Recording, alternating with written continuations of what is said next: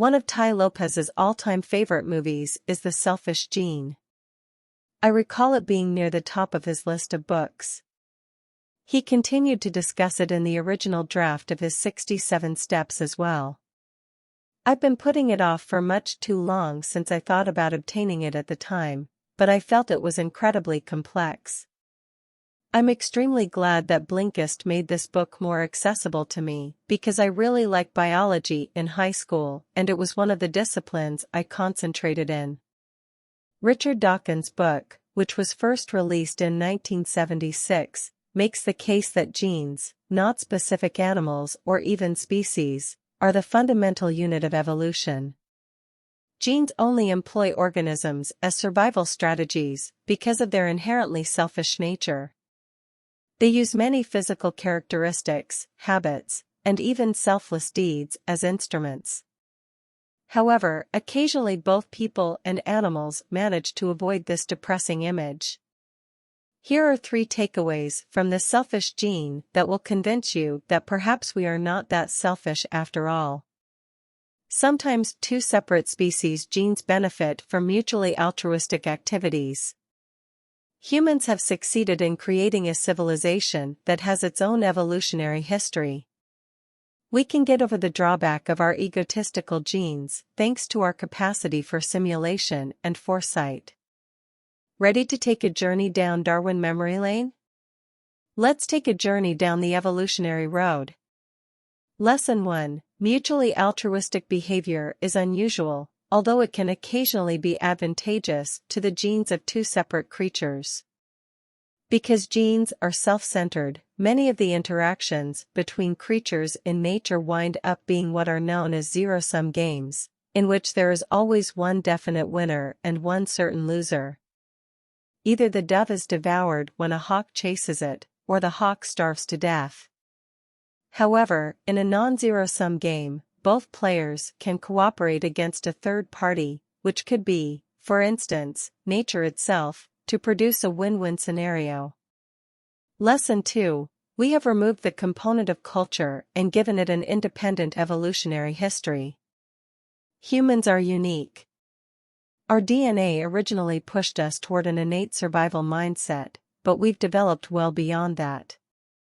For instance, it is impossible for something as intricate and diverse as human culture, which encompasses things like language, religion, style, the arts, conventions, cuisine, etc., to be the product of genes competing for survival.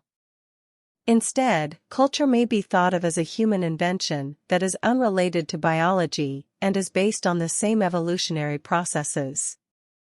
Memes are the fundamental building blocks of culture, just as genes are the fundamental building blocks of biological evolution. The smallest unit of culture that has a potential of becoming eternal is a meme, such as a particular music, a potent concept, or a film. Memes are similar to genes in that they may be duplicated between species and are therefore almost immortal. In their case, memes compete for people's attention and memory. Memes collaborate to generate complex, organism-like things when they are shared, much like genes do when they are forgotten. For instance, the Catholic Church is a massive collection of memes that are all based on the meme of God and include many beliefs, practices, attitudes, fashions, and architectural styles. Memes are the smallest unit of culture that have a potential of becoming eternal, such as a particular music, a potent concept, or a film. Genes are nearly immortal since they can be duplicated between creatures. Memes compete in a different way, this time for people's attention and memory. Like genes, memes collaborate to produce complex creatures that resemble organisms, and if a meme is forgotten, it dies.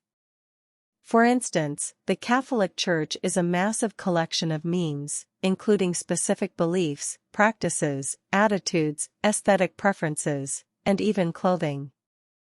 These memes are all centered on the meme of God. This explains how practices like celibacy, which forbids marriage and sexual relations, may endure. Although it goes against the selfishness of genes, This meme is nonetheless seen as successful as long as it persists in the evolutionary system of culture by being a member of an organization like the church. Lesson 3. Through modeling and planning, humanity can overcome the negative effects of selfish genes. While mutual altruism occasionally extends the longevity of individual creatures, it is often motivated by selfish goals. However, there are other situations where it would be even more beneficial to put aside our immediate survival concerns entirely and work together over the long term.